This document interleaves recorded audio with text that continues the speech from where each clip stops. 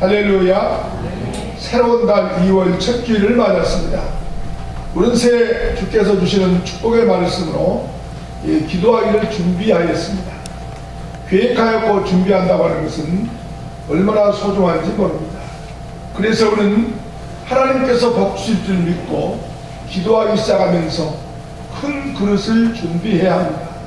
그리고 성경교회에서 충성스러운 일꾼으로 쓰임받을 때 형통케 하시는 복을 우리에게 내려주신 줄로 믿습니다.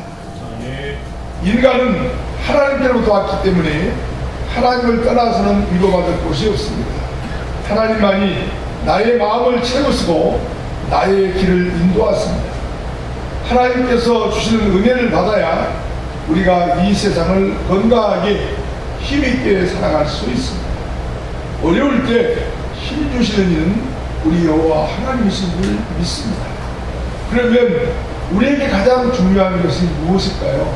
그것은 하나님의 은혜의 옷을 입고 그 은혜 속에서 살아가는 것이 중요하다고 하는 것이죠. 인생의 공허함이나 마음의 병은 지식과 학문으로 고칠 수 없습니다. 채울 수가 없습니다. 물질로도 채울 수 없습니다. 세상의 문화로 우리 인간들의 행복할 요소가 없다고 하는 것입니다.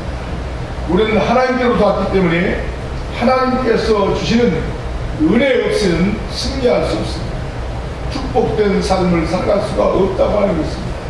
성도는 하나님의 은혜 가운데 살아야 되는 일로 있습니다. 할렐루야. 그래서 우리는 은혜를 사모하고 은혜를 받아야 됩니다. 은혜의 반대는 무엇입니까? 우리의 힘으로, 나의 능력으로, 나의 지식으로, 나의 경험으로 하는 것입니다. 성도는 인간의 지식과 경험, 물질과 과학 등으로 인간의 노력에 의지하고 살면 복을 받을 수가 없다고 하는 것입니다. 그리고 우리는 어떻게 해야 됩니까? 우리 교회가 우리는 은혜의 처소입니다. 그렇기 때문에 은혜의 배에 올라타서 은혜를 감사하며 하나님의 인도하심을 따라서 살아가는 삶이 바로 성도의 삶이라고 하는 것입니다. 교회는 은혜 받기 위해서 나옵니다.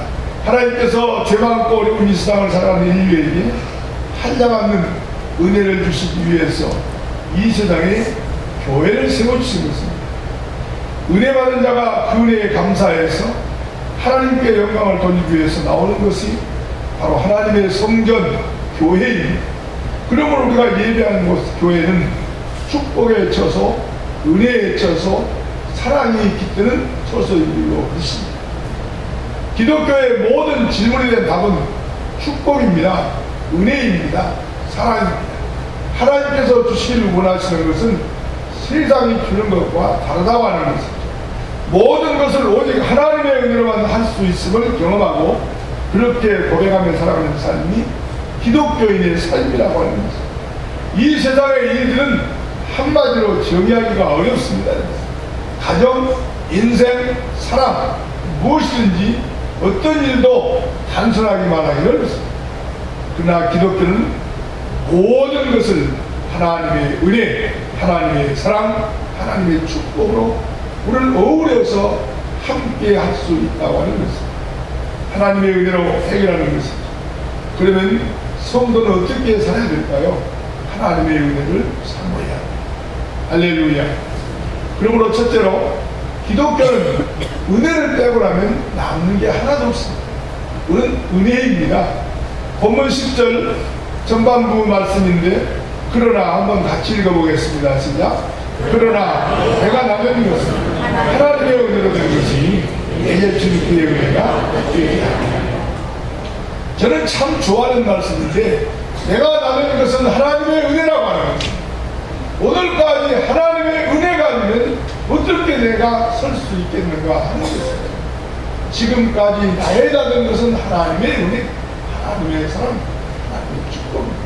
할렐루야. 그렇습니다. 성도는 하루하루를 하나님의 은혜 속에서 잠겨서 살아야 합니다. 성령 충만함으로 하나님의 은혜를 찬송하고 감사하고 더 큰 은혜를 받기 위해서 날마다 은혜의 보좌 앞으로 나아가야 될 줄로 믿습니다. 우리는 언제나 하나님의 은혜로 사는 것입니다. 직장과 사업도 농사 짓는 것도 내 힘으로 할 수 없습니다, 여러분. 하나님께서 햇빛과 비를 주셔야 나의 땀 흘린 수고가 열매를 맺는 것입니다. 하나님께서 은혜를 주시지 아니하시면 우리의 수고는 헛될 뿐. 작업발을 신고 작업복을 깨끗이 다려서 입고 출근했는데 할 일이 아무것도 없습니다. 다시 돌아와야 하죠. 하나님의 은혜. 하나님께서 은혜를 주시지 아니하시면 우리의 수고는 헛된다는 것입니다. 그렇습니다. 우리 교회 부흥도 하나님께서 은혜를 주심으로 가능한 것입니다. 하나님의 은혜가 함께할 때 내 노력과 열심도 가치가 있는 줄로 믿습니다. 하나님의 은혜가 함께할 때 내 노력이 필요하게 되는 것이죠. 사도 바울은 자신을 말할 때 만삭되지 못하여 태어난 자, 사도 중에 지극히 작은 자, 하나님께서 은혜를 주셔서 오늘날 사도 바울이 되었다, 이렇게 본문에서 고백하고 있습니다. 한번 읽어볼까요? 8절과 9절 말씀 읽어보겠습니다. 맨 나중에 만삭되지 못하여 난 자 같은 내게도 보이셨습니다. 나는 사도 중에서 가장 작은 자라, 나는 하나님의 교회를 받들었습니다. 사도라 칭함받기를 감사하니. 그러면 바울이 귀하게 된 이유가 어디 있습니까? 만삭되지 못하여 태어난 자인데 어떻게 그런 귀한 사도가 될 수 있었을까요? 전적으로 하나님의 은혜였다는 것입니다. 그 은혜를 소중히 여기고 감사할 때 하나님께서 계속해서 더 큰 은혜를 그에게 부어주셨다고 하는 것입니다. 그렇습니다, 여러분. 하나님의 은혜는 무궁무진합니다. 언제라도 우리에게 은혜를 주시기 위해서 예비해 놓고 계신 줄로 믿습니다.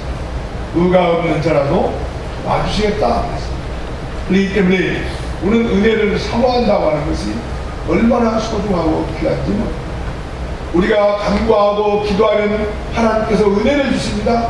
그래야 우리가 복을 받을 수 있습니다. 10절 말씀 후반부에 있는 말씀, 내가 한 것이 아니라 한번 읽어봅니다. 내가 한 것이 아니요 오직 나와 함께 하신 하나님의 은혜라. 그렇습니다. 내가 해놓은 것이 아무것도 없습니다. 되돌아보면 모두가 다 하나님의 은혜요, 하나님의 사랑이요, 하나님의 감격이었다고 하는 것입니다. 그러나 마귀는 우리가 은혜 받는 것 어떻게 하든지 방해합니다. 오늘 교회 나오려고 할 때 어떻습니까? 준비해놨는데 급한 일이 생겼습니다. 교회 나가는 길을 가로막습니다. 기도하는 길을 막습니다. 기도하는 중에 우리가 은혜를 받기 때문에 찬송하지 못하게 하죠. 그리고 봉사하지 못하게 합니다. 왜 그럴까요? 은혜 받는 일이기 때문에. 마귀는 우리가 은혜 받는 일을 반가워하지 않습니다. 그러면서 네가 할 수 있지 않느냐, 너 능력이 있잖아, 내 지식도 있고, 이렇게 자기를 세우는 것입니다. 이것은 마귀가 나를 꼬이는 것입니다. 마귀에게 넘어지게 되는 것입니다. 그렇습니다. 마귀가 역사하면 언제나 우리의 길이 막힙니다. 마음에도 평안이 없고 늘 불안합니다. 마귀가 늘 양심의 가책을 느끼게 하고 우리에게 죄의식을 가져야 된다는 것입니다. 그러므로 우리 어떻게 해야 될까요? 로마서 5장 11절 말씀은 그뿐 아니라 했습니다. 읽어봅니다. 시작. 그뿐 아니라 하고 계신 우리 주 그리스도로 말미암아 하나님 안에서 즐거워합니다. 그러므로 성도는요 항상 은혜 안에 살아야 된다는 것입니다. 할렐루야. 하나님의 은혜를 사모해야 됩니다. 내 앞날, 내 자녀, 내 직장, 내 사업장, 내 마음대로 할 수 있습니까, 여러분? 영육의 모든 것을 주님께 맡기면 나의 가는 길에 하나님께서 말로 다 할 수 없는 은혜를 부어줄 줄 믿고 사는 것입니다. 할렐루야. 성경을 보면요 모든 축복은 은혜의 통로를 통하여 나에게 전달된다. 여러분, 하나님의 축복이 은혜의 통로를 통해서 나에게 오는 줄 믿습니다. 그러니까 우리가 은혜를 받지 못하면 축복을 받지 못하는 거예요. 은혜라고 하는 통로가 얼마나 귀하고 소중한가를 우리에게 말씀해주고 있습니다. 그렇습니다. 그러므로 우리의 길을 막아버리면 다른 길이 없습니다. 누가 복 있는 자입니까? 은혜 받은 자가 복 있는 자죠. 은혜로운 생활 속에서 하나님을 영화롭게 하는 여러분 되시길 주의 이름으로 축복합니다. 두 번째는 교회는 우리의 영혼을 새롭게 하는 것입니다. 고린도후서 9장 8절 한번 읽어볼까요? 읽습니다. 시작. 하나님이 너희 모든 은혜를 너희에게 넘치셨습니다. 이는 너희가 모든 은혜 모든 착한 일을 넘치게 항상 모든 것이 넉넉하여 항상 모든 것이 착한 일하도록 나가는 것입니다. 이게 우리 교회에서 주는 축복입니다. 얼마나 귀한지 몰라요. 세계를 지배한 인물들의 위대함은 정신에 있습니다. 건전한 생각을 가진 사람들이 위대한 일을 할 수 있는 거예요. 그래서 중요한 것은 우리의 마음입니다. 사람이 실패하는 것은 환경이 나빠서가 아니라 정신이 해이해지고 연약하여 잘못할 때 부끄러움을 당하고 파멸을 당하게 된 줄로 믿습니다. 역사가 토인비는 이렇게 말했습니다. 세계를 지배했던 로마를 봐라. 세계 모든 문화와 문명을 자랑하였던 로마, 그들이 왜 하루아침에 무너질 수밖에 없었는가? 그것은 정신의 죽음 때문이었다고 이야기했습니다. 아무리 성벽을 높이 쌓아 올려도 그것을 지킬 만한 정신이 무너지면 성은 자연히 적에게 빼앗기게 되어 있습니다. 세계의 전쟁사나 정치사를 보십시오. 바깥에 적 10명, 20명, 100명, 1000명이 있어도 그걸 지키려면 군대와 싸우면 됩니다. 그런데 내부의 적 한 명이 무서운 겁니다. 사랑하는 성도님, 임금이 계시는 성이 무너지는 게 왜 그렇습니까? 내부에서 문제가 생겨서 넘어지는 겁니다. 지금 우리 현상이 그렇지 않습니다. 주변에 많은 군대가 그리고 성별된 요원들이 지키고 있습니다. 내부에서 일어난 일들은 볼 수 없습니다. 사랑하는 여러분, 아무리 좋은 건물을 소유하고 부유함이 있어도 썩은 정신은 그것을 보존할 수 없는 겁니다. 중요한 것은 사람의 마음입니다. 인간성의 상실이 바로 멸망이요 저주입니다. 감사가 없고 사랑이 없고 소망이 없는데 어찌 잘 될 수 있겠습니까? 겉모습만 사람의 모양을 갖췄을 뿐입니다. 사람은 사람의 마음을 가져야 되는 것입니다. 좋은 정신과 좋은 신념과 좋은 사고가 우리 인간을 위대하게 하고 큰일하게 하고 복되게 하고 영광스럽게 하는 줄로 믿습니다. 그래서 우리는 내 마음을 잘 지켜야 됩니다. 그럴 때 하나님께서 우리에게 은혜를 주시고 그 은혜의 통로를 통해서 축복을 받게 될 줄로 믿습니다. 우리는 복의 복을 주시고 오라고 하는 것은 은혜를 사모함으로 그 통로가 나야 된다고 하는 것입니다. 그럴 때 그 복이 복줄기가 우리에게 오는 것입니다. 예배서 4장 32절을 보십시오.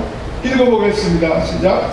서로 친절하게 하며 불쌍히 여기며 서로 용서하기를 하나님이 그리스도 안에서 너희를 용서하신다. 기독교는요, 사람의 정신과 영혼을 중요하게 됩니다. 그래서 좋은 정신이 하나를 타오를 수 있도록 불을 붙이는 것입니다. 이것이 성령의 은혜, 성령의 능력, 성령의 감동이죠. 우리 인격 속에 감사와 기쁨이 넘치게 하고 믿음과 소망이 사랑이 가득하게 하고 열심과 부지런을 갖고 살아가게 됩니다. 성령께서 우리에게 은혜를 주시는 것입니다. 그리고 양보와 이해가 넘치는 마음에 자라나시고 하는 것이 성령입니다. 교회 나와서 예배를 드리고 나면 나오기 전과는 전혀 다른 마음이 생깁니다. 아, 오늘 교회하고 쉬울까 했는데 교회 나왔더니 또 마음이 즐겁습니다. 기쁩니다. 왜 그럴까요? 위로부터 주시는 하나님의 은혜를 받기 때문에 영혼의 힘을 얻고 평안해지는 것입니다. 할렐루야. 아멘. 그렇기 때문에 교회는 우리의 영혼을 새롭게 하는 것입니다. 우리의 마음을 강하고 담대하게 만들어주시는 것입니다. 해이해진 마음들을 바로 잡아주는 것입니다. 잘못된 정신을 제거해버리고 새로운 정신을 심어주는 것이 바로 예수님이요 성령님의 은혜인 줄 믿습니다. 불의한 정신, 잘못된 정신, 이 세상의 더러운 것들을 몰아내고 늘 새로운 것이 우리를 주장할 수 있도록 달려주시는 것이 교회입니다. 기독교는 모든 것을 분명하게 결정하고 분명하게 말하고 분명하게 봅니다. 우리 마음의 모든 생각이 건전하고 확실한 판단하며 살아가도록 만들어 주는 것입니다. 성도에게는 해야 될 것이 있고 하지 말아야 될 것이 있습니다. 가야 될 것이 있고 가지 말아야 될 것이 있습니다. 시편은 150편으로 되어 있는데요, 시편 1편은 150편의 선언입니다. 거기 오는 분명히 복 있는 자는 하면서 세 가지를 이야기하고 있습니다. 악인들의 꾀를 따르지 아니하고 죄인들의 길에 서지 아니하고 오만한 자리에 자리에 앉지 아니하고 하는 것을. 그렇기 때문에 우리는 성도는요, 해야 될 것, 하지 말아야 될 것을 성경이 분명히 말씀해 주고 있습니다. 한번 읽어볼까요? 우리 시편 1편 1절에서 2절 한번 읽습니다. 시작. 복 있는 사람은 악인들의 꾀를 따르지 아니하며 죄인들의 길에 서지 아니하고 오만한 자리에 자리에 앉지 아니하고 오직 여호와의 법을 즐거워하여 그의 법을 죄로 묵상합니다. 할렐루야. 그리는 훌륭한 인격과 사고는 어떻게 얻었습니까? 배우면 될까요? 돌을 닦아서 될까요? 참으로 훌륭한 성품과 마음은 오직 우리 하나님께로부터 오는 것이다. 정신이 아무리 건강할지라도 사람은 시험과 유혹을 다 이겨낼 수 없습니다. 아무리 입산 수도에도 마귀를 이길 수 없고 구원을 얻을 수 없고 죄사함 받을 수 없습니다. 우리의 마음이 언제 무너질지 모릅니다. 여러분, 일주일밖에 나오지 않았는데, 형무소에 나온 지 일주일밖에 되지 않았는데 또 죄를 짓고 또 도둑질하다가 그냥 잡혀 들어가지 않아요. 그러면 그 사람들이 감옥살이가 즐거웠겠어요? 고통스럽죠. 절대 가지 말아야 된다고 그랬지 않았어요? 어느 대통령이. 여러분, 전두환 대통령이 그 갔다 오더니 다시는 가지 못할 곳이 그곳이라고 이야기하지 않았어요? 그런데 도둑질한 사람들하고 거기 자주 갈 수 있겠어요? 왜 근데 또 갑니까?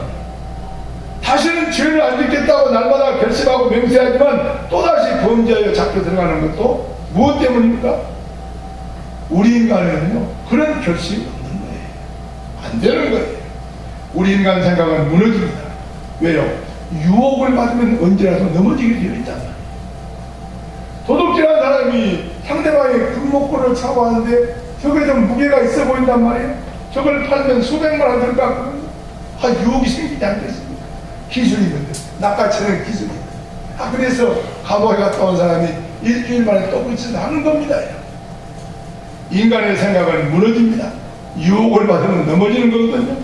그러나 성령께서 우리에게 주는 마음은 다릅니다. 예수 그리스도를 나의 구주로 믿음으로 말미암아 주어진 생각과 인격과 모든 것을 이기게 하시고 큰일하도록 도와주신 줄로 믿습니다.